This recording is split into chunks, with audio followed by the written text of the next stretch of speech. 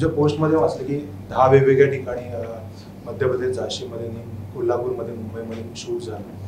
हा सगळा लवाजमा किंवा हा सगळा औरा, हा सगळं सेटअप व्यवस्थापन करणं कसं आणि कितपत कठीण होतं, सोपं होतं, काय होतं या सिनेमाबाबत? नाही, सिनेमा जेव्हा सुबोधच्या डोक्यात आला तेव्हा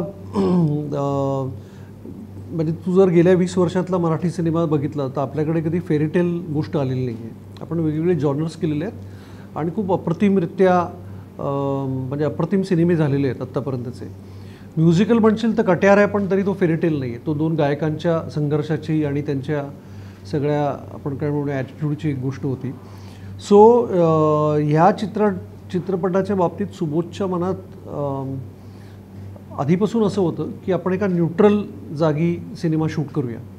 म्हणजे मध्य प्रदेश असेल, राजस्थान असेल, गुजरात असेल, अशा प्रकारचं आर्किटेक्चर जे महाराष्ट्रातलं आर्किटेक्चर ह्याच्यापेक्षा एक वेगळं आर्किटेक्चर असेल, ज्याला एक न्यूट्रल गोष्ट असेल.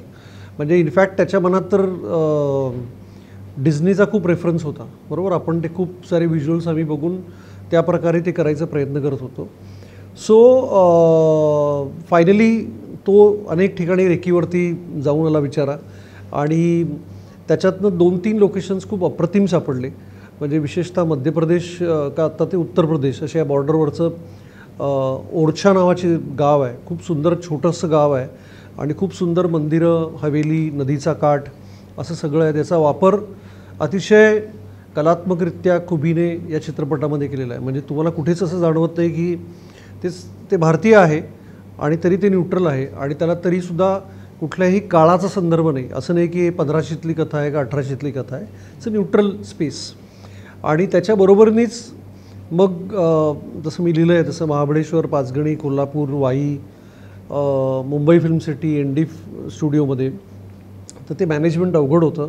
आणि ॲब्सोल्युटली क्रेडिट टू सुबोध आणि पूर्ण टीम की ज्यांनी ते अक्षरशः मी तुला सांगतो 45 दिवसात तू सिनेमा बघितल्यावर तुला लक्षात येईल की 2 तास 40 मिनटाचा सिनेमा, 14 गाणी आणि इतकी लोकेशन्स आणि सकाळी 6ला शूटिंग सुरू करणं आणि आम्ही थंडीच्या दिवसात विशेषतः शूट करत होतो.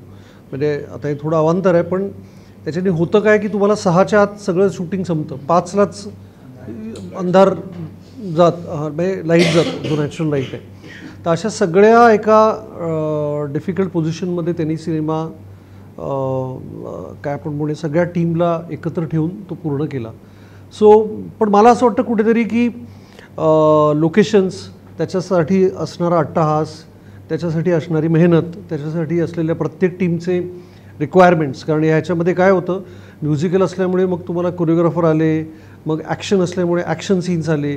त्यामुळे प्रत्येक ठिकाणी असं नव्हतं की इकडे गेलं की सीन शूट केले आणि आलो.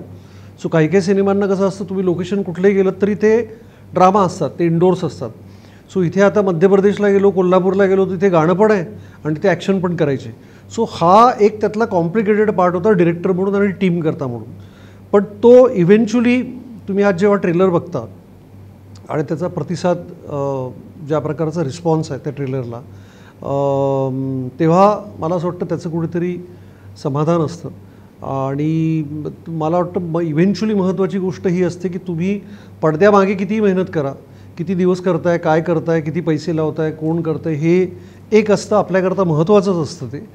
पण त्याचा आउटपुट, त्याचा जो एंड रिझल्ट आहे तो सगळ्यात महत्त्वाचा असतो. कारण सुबोधनी नाटक केलेलं आहे, तुम्ही किती नाटककारांनी लिहिलेलं असलं की तुम्ही किती दिवस तालीम करा, शेवटी पडदा उघडून जेव्हा तुम्ही सादर करता तेव्हा तो परफॉर्मन्स, ते नाटक रंगायलाच लागतं, त्याला कुठलाही एक्सक्यूज नसतो.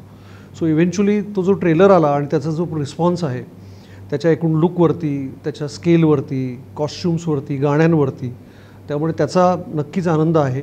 आणि ती जी सुबोधच्या विजननी जे सगळ्यांनी काय आपण म्हणूया, हा 3रा चित्रपट आहे आमच्या एक्झॅक्टली सेम टीमचा, तर आजही त्याच स्पिरिटनी सगळी जणं काम करत आहेत. त्याचाही एक आनंद आहे की असं नाही की आता we are all over confident किंवा कॅज्युअल की आपण हे करतो. त्यामुळे म्हणून मी ती पोस्ट ट्रेलरच्या वेळेस मला असं उलटं वाटलं की हे लिहावं की ही एकाच टीमने केलेली टीम आहे आणि ती त्याच्या एकाच कॅप्टनच्या नेतृत्वाखाली खेळलेला, म्हणजे हा 3रा वर्ल्ड कप आहे आमच्याकरता आणि तो होपफुली आम्ही जिंकू असं आम्हाला वाटतं.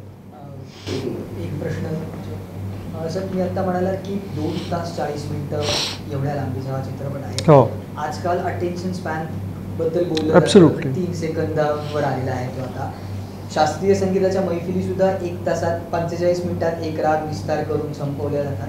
अशा वेळी 2 तास 40 मिनिटं लांबी हा कुठे तुम्हाला असा वाटतं का की थोडा प्रॉब्लेम होईल, किंवा की सुबोध तुला क्राफ्टवर विश्वास आहे की हे होल्ड करणार? म्हणजे थँक्स टू ॲनिमल आणि पुष्पा त्यांच्यापेक्षा अर्धा तास आम्ही कमीच होतो.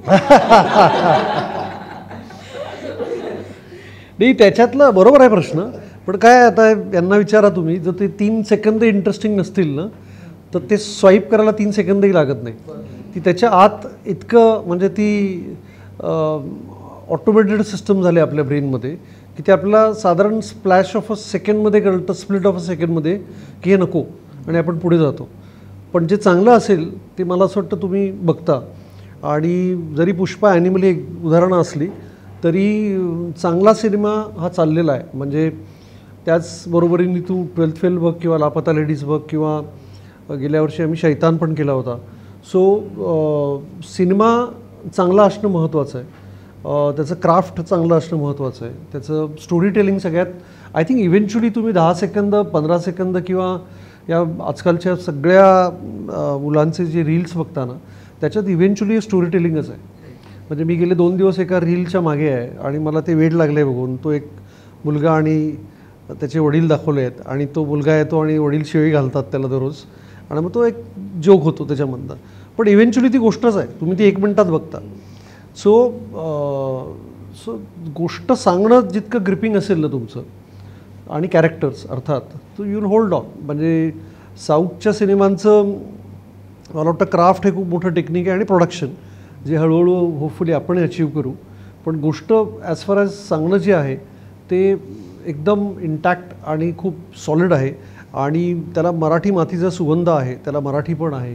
त्यामुळे तुम्हाला असं कुठेही वाटत नाही की ही कुठल्या तरी वेगळ्याच विश्वातली गोष्ट सांगताय. तुम्हाला इव्हेंच्युअली जे पात्र जी आहेत, मगाशी सुबोध जसं म्हणाला तो ते एक्सप्लेन करेल की त्याचे जे कॅरेक्टरायझेशन्स आहेत त्याच्यातली जी गोष्ट आहे की ॲम्बिशन, जेलसी, रिव्हेंज, ही जी मानवी मूल्य आहेत ती इव्हेंच्युअली सेमच आहेत. त्यामुळे ती त्या स्टोरी टेलिंगचा अत्यंत सेंट्रल भाग आहे. म्हणजे तुम्हाला थोडा त्याचा अंदाज ट्रेलरमधनं येतो.